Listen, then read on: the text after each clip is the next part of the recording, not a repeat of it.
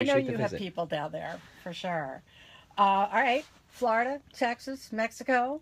And then one up in New York State, which is it's You've been everywhere, it's man. that's what we do. I mean, that's the toughest part for me is the logistical part, the planning. It's funny because my biggest knock on the show is that I'm not a pilot.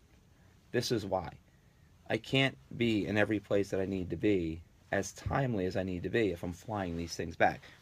I always tell the story how I did 9 airplanes in one day in California from 9 different locations. You can't do that if you're flying every airplane back because some of them are small airplanes. They take 5 days to bring home. So it would have taken 30 to 40 days to get all those airplanes. I did them in one day. Wow. So forget, 9 planes yeah, in one day. one day in California. Started east of San Francisco, ended up in Malibu at 4 o'clock in the morning. I landed in San Fran like at 9:30 in There's the a morning. pilot at every stop waiting with yeah. you, meeting you there. Moving, and some of the time flying us to the next one, dropping us off. Maybe we'll leave the first plane there and then use this because once the airplane's out of its home location, it's pretty safe. So flying it to the next one, then to the next one, and then driving to the third, and it's just all that kind of moving around. You still can't find me a hot pilot who wants a hot babe flying around with him everywhere. I didn't. Like, seriously? 9 planes in one day? Repo Tinder. Now. That's a whole new app waiting to be launched. That's the new app. Anybody out there that can get the Repo Tinder going, let me know. Well, on Tinder, everybody's getting repoed. Yeah, let's face their it. souls. We're all a little left over, you know what I'm saying?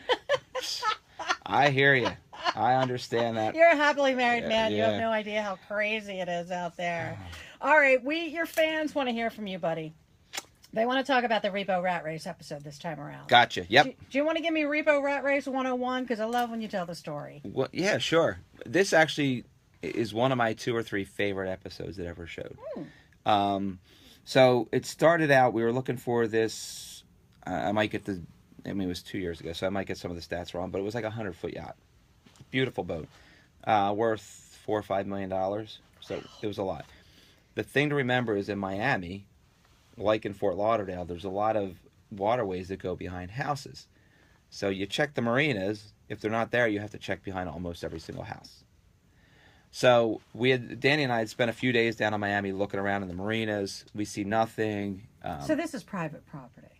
Behind the house? Yeah. Yeah. Okay. Yeah.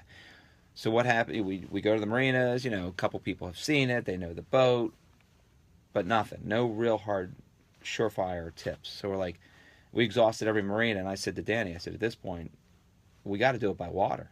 We got to look behind every house. So we literally were on jet skis for 8 hours looking for this boat. Oh my God. We had to rent 2 jet skis for him and me.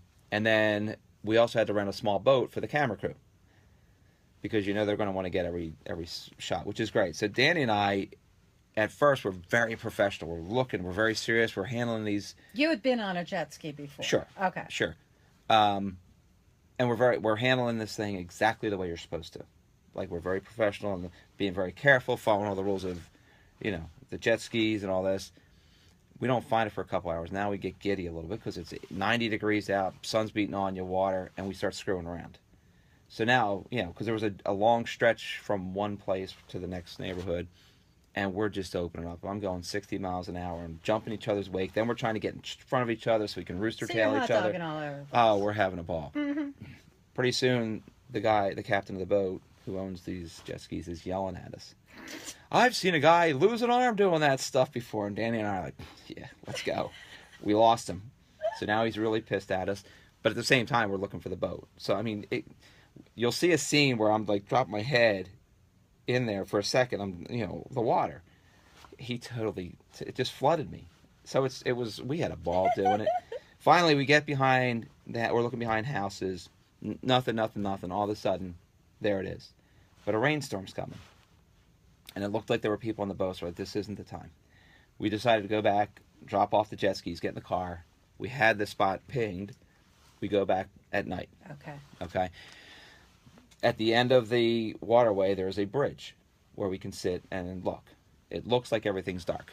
So we say, this is the time. We go near the house. We walk down the street, start going behind the house. All glass in the back of the house. So we're like, oh, this is great. And no curtains. Nothing. So you're going to be spotted. Well, that's the fear.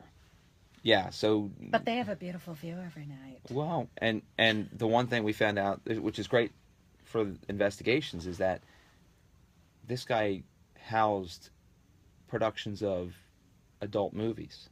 Oh. I probably know him. No, I'm kidding. I'm so kidding. I don't know anyone in that. Scratch that. Scratch I am it. completely joking. I don't know anyone in that business, I swear.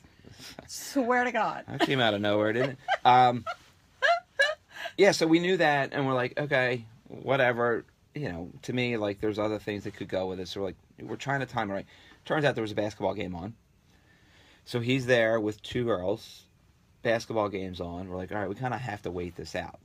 And we did. Lights go off. Game's still on, but lights go off. If you tell me they got busy, I'm going to die. Well, I don't want to tell you that then. But once the lights went out, you know, they're drinking, girls. Things begin to happen. Mm-hmm. So Danny and I, at that point, make a run to the boat. We make it to the boat. Okay. That's the ultimate distraction. Yeah. 2 chicks, Yeah. a basketball game, and cocktails. I mean... Boat? What boat? So, yeah, we made a run for it. Behind his house, past the pool, hopped on the boat. They never saw us. So we're sitting there. They were a little preoccupied. Yeah, exactly. But we still don't want to move the boat, because if they actually... Seeing a moving boat would catch your attention. So we're like, we got to wait. We waited for them to go to bed. You could tell when they left the room. Boom, we had the glasses and all that. So we're like, okay, they left the room. We call the captain. We got to move this boat now. Captain says, Ken, low tide, check your tides. What's the tide meter saying? I'm like, it says like 4 or 5 feet. He goes, you need 9 feet minimum. OMG. He goes, right. This is like 1:32 in the morning. He says, you won't have enough water to move that boat till like 7 in the morning. Maybe 6. So now we're stuck on this 100-foot yacht, right? We decide we're going to rest. This is a good time to turn off the Periscope and make them tune in for the rest, isn't it? Oh, yeah. If you want to hear the whole story, you're going to have to check out our podcast. We're going to shut this part down. Thank you for checking in. I'll see you guys soon. Tune into the whole podcast. And there goes Miss Marilyn. Yeah, now you do the hearts, of course. See you guys.